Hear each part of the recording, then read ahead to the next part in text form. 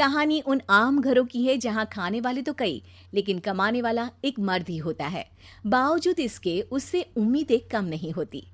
देखिए जी, सामने वाले वर्मा जी कैसी अच्छी तरह से सफाई करते हैं छुट्टी वाले दिन अपने घर की, और एक आप हैं। अरे यार, उनके पास कार है, ऑफिस पास में है और हफ्ते में 2 दिन की छुट्टी होती है, तो फर्क तो पड़ता है ना। मेरी तो शादी ही गलत हो गई। अरे कोई मस्त लड़का मिलता, कमाता भी, घुमाता भी, घर के कामों में भी मदद करता, लेकिन नहीं जी, हमारे वाले को तो कमाने से फुर्सत ही नहीं, और कमाई भी ऐसी कि कोई जरूरत पूरी ही नहीं हो रही है। सुनील बेचारा शीना को देखकर सोचता है कि शीना सही कह रही है। देखने में सुंदर है, घर का सारा काम कर लेती है, उसे तो कोई भी अच्छा लड़का मिल सकता था। क्या सोच रहे हैं? भागने का इरादा तो नहीं है?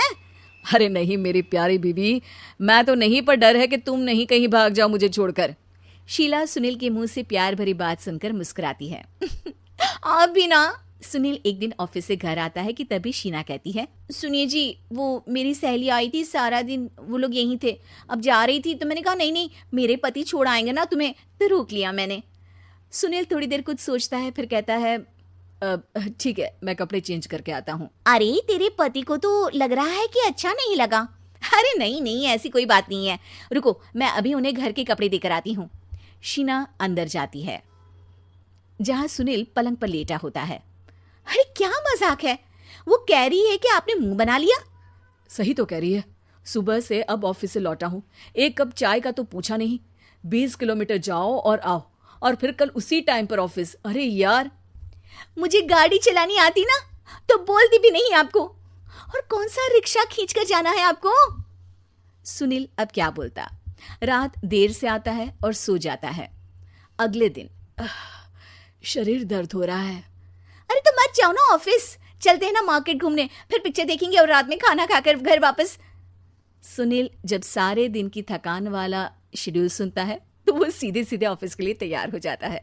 अब आए दिन शीना की डिमांड बढ़ती चली जाती है और सुनील उसको पूरा भी करता, लेकिन एक दिन, ए जी मेरा भाई आ रहा है, उसे 2 लाख रुपए की जरूरत है। हाँ तो मैं क्या करूँ शीना, मेरे पास इतने रुपए नहीं है। हाँ हाँ पता है नहीं है, लेकिन किसी से लेकर तो दे सकते हो ना। अरे मैं किससे मांगू, मेरे तो जानने में भी कोई नहीं है जिसके पास इतनी बड़ी रकम हो। तभी वहां शीना का भाई शीनू आ जाता है।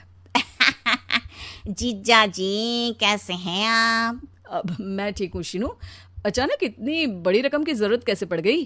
अरे जीजा जी, वो बिजनेस शुरू किया ना, तो उसके लिए पैसे की जरूरत है, काफी हो चुका है, थोड़ा पैसा बचता है तो मैंने सोचा आपसे ले लूं। अब देखो, मेरे ऑफिस में कुछ लोग हैं जिनकी सेविंग अच्छी है, मैं उन लोगों से बात करके देखता हूँ। सुनील ऑफिस से किसी से पैसे लेकर शीना को दे देता है। शीना वो पैसा भाई को दे देती है। 2 महीने बाद, अरे यार शीना, वो ऑफिस वाला आदमी अपने पैसे मांग रहा है, कैसे दूं? अपने भाई से बोलो ना पैसे दे दे। अरे हाँ हाँ दे देगा, कहाँ भागा जा रहा है, आप उनको बोल दो कि दे देंगे। थोड़े दिन बाद, शीना, वो आदमी मुझसे आज भी पैसे मांग रहा था यार, मैं तंग आ गया हूँ, ऑफिस जाते ही सामने उसका चेहरा दिखता है, क्या बोलूं, बार बार पैसे मांगता है। अच्छा मैं शीनू को फ़ोन लगाती हूँ, बात करके देखती हूँ। शीना भाई को फ़ोन करती है, लेकिन वो फ़ोन उठाता ही नहीं। लगता है भाई कहीं ऐसी जगह है जहाँ नेटवर्क की समस्या होगी।